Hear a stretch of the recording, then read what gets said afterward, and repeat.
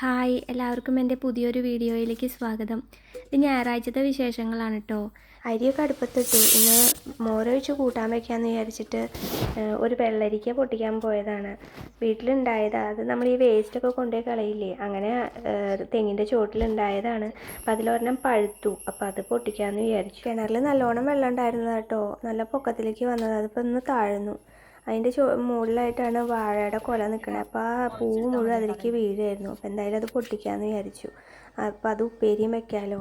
അപ്പോൾ ഏട്ടനാണെങ്കിൽ അത് പൊട്ടിച്ച് തന്നു. കിണറിൻ്റെ മുകളിൽ കയറി പൊട്ടിക്കണം. ഞാൻ കയറി നിന്നാൽ പോലും എനിക്കത് എത്തില്ല. അതുകൊണ്ട് ഏട്ടൻ പൊട്ടിച്ച് തന്നു. ഇന്ന് ഞായറാഴ്ച ആയതുകൊണ്ട് ഏട്ടൻ ഇവിടെ ഉണ്ട്. അപ്പോൾ അതൊരു ഹെൽപ്പ് ചോദിച്ചതാണ്, തേങ്ങ ഒന്ന് ചിരവി തരാൻ വേണ്ടിയിട്ട്. ചിരവി തന്നു കേട്ടോ. അത് കഴിഞ്ഞ് പിന്നെ കുറച്ച് കാന്താരി മുളകും വെള്ളമുളകൊക്കെ പൊട്ടിച്ചു കൊടുന്നു. ഉള്ളിയും മുളകും കൂടി ചതച്ചിട്ടു അത് വറുത്തിടാന്ന് വിചാരിച്ചിട്ട്. വാഴക്കൂമ്പ് അരിഞ്ഞിട്ട് ഞാൻ അതിൽ എണ്ണയൊക്കെ തേച്ച് വെച്ചിട്ടുണ്ടായിരുന്നു.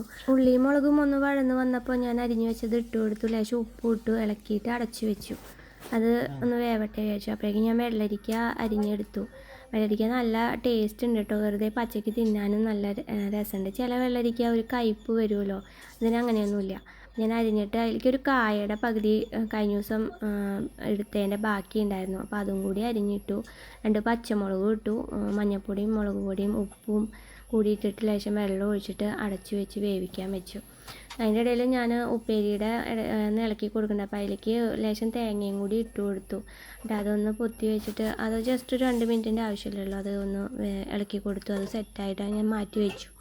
അതിൻ്റെ ഇടയിൽ അരി വാർക്കാനുണ്ടായിരുന്നു. അരി വാർത്ത് വെച്ചു. കഷ്ണം വെന്ത് കിട്ടുമ്പോഴത്തേക്കും അരപ്പ് തയ്യാറാക്കാമെന്ന് വിചാരിച്ചു. അപ്പോൾ അതിലേക്ക് തേങ്ങയും ജീരകവും തൈരും കൂടി ചേർത്തിട്ട് ഞാൻ നല്ലോണം അരച്ചെടുത്തു.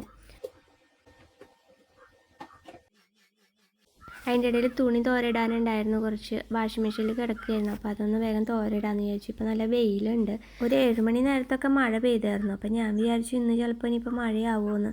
എന്നാണ് എനിക്കൊന്ന് പട്ടാമ്പി വരെ പോകേണ്ട ആവശ്യം ഉണ്ടായിരുന്നു. അപ്പോൾ മഴ പെയ്യലേ എന്ന് പ്രാർത്ഥിച്ചിട്ടായിരുന്നത്. മാത്രമല്ല തലേ ദിവസത്തേക്ക് ഓരോ തുണികളൊക്കെ നമ്മൾ ശരിക്കും ഉണങ്ങിയില്ല വെച്ചാൽ ഒരു മണം വരുമല്ലോ. വെയിൽ കൊണ്ട് ഉണങ്ങണ പോലെ ഇരിക്കില്ലല്ലോ. അത് തുണിയൊക്കെ തോരയിട്ട് വന്നപ്പോഴേക്കും കഷ്ണമൊക്കെ വെന്തുണ്ടായിരുന്നു. അപ്പോൾ ഞാൻ വേഗം അരപ്പൊക്കെ ചേർത്ത് കൊടുത്തു.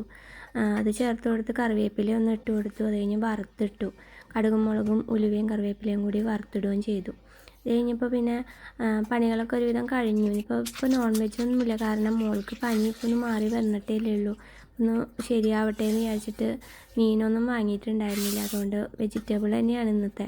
അപ്പോൾ വേഗം അത് പണി കഴിഞ്ഞു. അപ്പോൾ ഞാൻ ജസ്റ്റ് അവിടെയൊക്കെ വേഗം തുടച്ചൊക്കെ ഇട്ടു.